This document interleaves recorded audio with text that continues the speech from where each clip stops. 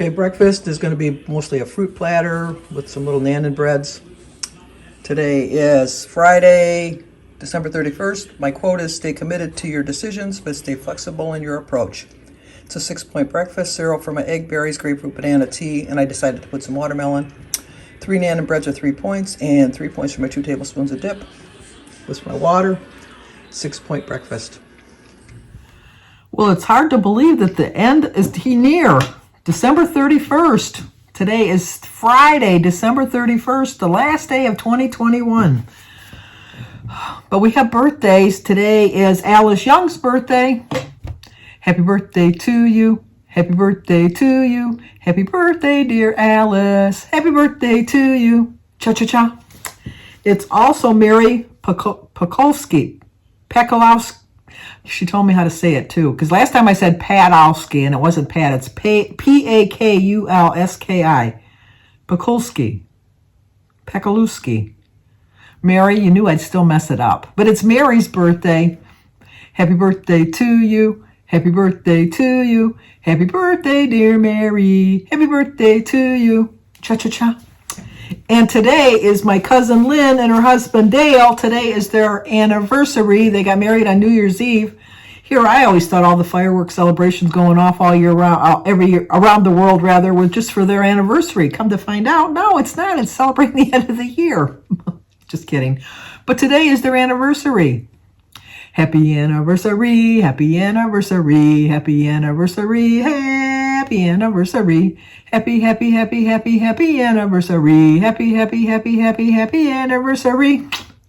Well, I hope you have a great anniversary. They're at their son Stuart's house with Emma and their granddaughter Ashlyn. I never say her name right. Ashlyn. I know she tells me how to say it all the time. Aisling. Ashlyn. Sorry, Stuart. Sorry, Emma. Sorry, Ashlyn. Anyway, they're in Ottawa celebrating their anniversary. They're hoping to have prime rib and lobster for their anniversary dinner tonight. Went to the grocery store today just to get we didn't have any milk, so I had to go get some milk. And, we're supposed to get 7 inches of snow, they say, over the weekend. 5 to 7 inches of snow. So everybody was in the grocery store. And I think a lot of it was they were getting their New Year's Eve treats and stuff.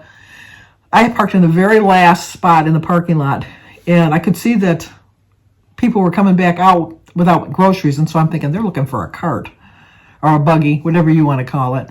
And so I saw this one lady walking with her groceries to the car, so I followed her, and I was like a far enough distance away. I had my mask on, but I could see that she was like leery. And so then I just kind of yelled out, I just need your buggy. And she turned around and she says, I like to be aware of my surroundings. I think she saw like, okay, it's a 71-year-old woman. I think I can take her on. So anyway, I waited for her cart. And so I went and I got some stuff. And then when I went in the door, the lines, there was no carts. There was nothing. And the lines were down each aisle. There was they had probably 7 registers open. And there had to have been like 7 or 8 people in each line. So, but by the time I got picking up I just needed a couple things, but by the time I got up there, the lines were pretty much down, and I got in line behind this lady. She was putting her stuff up on the counter, and I thought, oh shoot, I forgot something. And so I said, would you watch my cart? And she says, sure, I'll go watch your cart. I said, I'm very slow because it's way at the other end. I forgot something in the produce department. And she said, no, I'll start putting your stuff up if you're not back. Thankfully, I did, because by the time I got back, there was like 5 people behind me in line because everybody came in when I came in. And so then when I went to leave, there was so much traffic and I couldn't figure. And there was helicopters and there were police cars and there was all kinds of police action going on. And come to find out that there was somebody had robbed a postal worker in Detroit, which is a good 20, 25 minutes south of me, if not, probably 25 minutes south of me. And they followed them on a wild chase with the helicopters and the police cars. And by the time they cornered them, there was 27 police cars involved. And the traffic was all blocked up. And it was like, it was such a mess. But it wasn't on the news. I was surprised. Something big like that, you'd think it would have been on the news. But I was able to drive illegally down the center lane because it was backed up so far because they weren't letting anybody go through. I was able to drive illegally up the center line to get to the post office, and I got mail. Nothing's going to keep me. I'm like a mail person. Nothing's going to keep me from hitting my destination. I'm going to make it. And this is from Trudy Craig, and she said, thank you very much for my birthday shout out. You're welcome. And the recipe is not Weight Watcher friendly. You know what? As long as you figure it into your points, there's nothing off limits for Weight Watchers. Oh, look at how cute a birdie. It says, the holiday season is a time to be mindful, a time for remembering, a time for telling those we love how lucky we are to have them in our lives. Sending love, light, and peace to you and yours, Trudy. Well, thank you, Trudy. Let me see what the recipe's for. I hope you are doing well this holiday season. I am gifting all my friends and family with my mama's version of, enchilada casserole. I love enchilada casserole that I was blessed to grow up eating and loving. I want to make it year after year for my family. It is an easy go-to dish that is sure to put a smile on your face. I hope you enjoy it as much as our family did. It looks good. It doesn't look that bad. As far as points go, just don't have a bigger portion. This might be on one of my cook with me's, and I will give you full credit, Trudy. It does look good. I definitely will be trying that. I'll be the only one eating it, so hopefully it freezes well because Jim doesn't like that kind of food. But I love that kind of food. I love it. It's my favorite. But anyway, we were supposed to get together with Bertie and Ron to play cards tonight.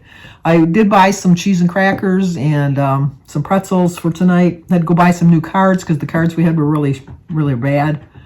And Bertie called, and Ron is sick. Not with COVID or anything. He's just got a really bad cold and a sore throat. If you can tell, I got a little bit of a sore throat going on myself. I don't know what's going on. Actually, we went out to dinner with Bertie and Ron Sunday, I think. So whatever we got together probably at the same place. Jim's feeling fine. Bertie's feeling fine. I feel fine. I just have a little tinge of a sore throat, so I've been drinking orange juice and drinking a lot of water. I'm in the bathroom so much because I'm drinking so much water, just trying to flush my system. But I don't have a fever. I don't have a cough. I don't have a headache.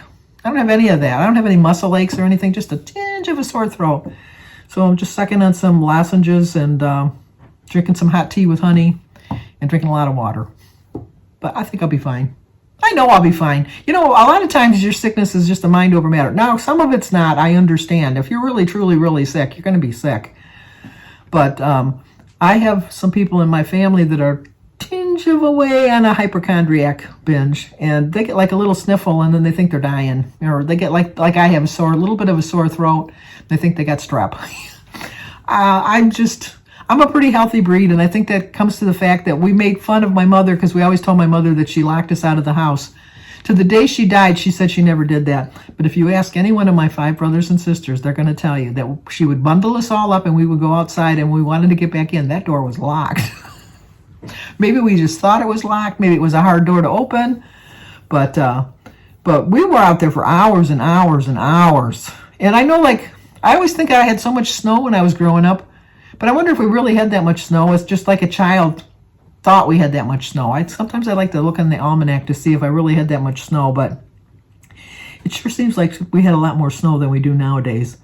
But then again, maybe that's why we never had snow days. Maybe it didn't snow as much as we thought, so we didn't need to have a snow day. Although I do remember walking down the ruts of the street to get to school because the sidewalks were too deep and you couldn't walk, so you walked in the tire tracks in the street and just hoped that no cars were coming. But nothing kept us from going to school. Nothing. And you know what? I did the same thing with my kids, though. If you were truly, truly sick, my mother would let you stay home from school, obviously. But you didn't have TV. You didn't have any books to read unless it was a school book to practice your lessons. Or it was a book that was assigned to read type of thing. But you didn't listen to the radio. You didn't watch TV. You didn't come out of your room. You stayed in bed. You were sick. So my kids learned that very early on. So the punishment, and you know what? You couldn't miraculously have a miraculous recovery like at 3 o'clock. No, if you were sick until the next day. So, if you really stayed home from school sick, you were really sick. So, And I don't remember missing school that many times. I mean, for measles and things like that. But I mean, I don't ever remember like being home with a sniffle or something. And I don't remember calling in to. Now, I did take some sick days when I worked. But to me, those were just bonus vacation days.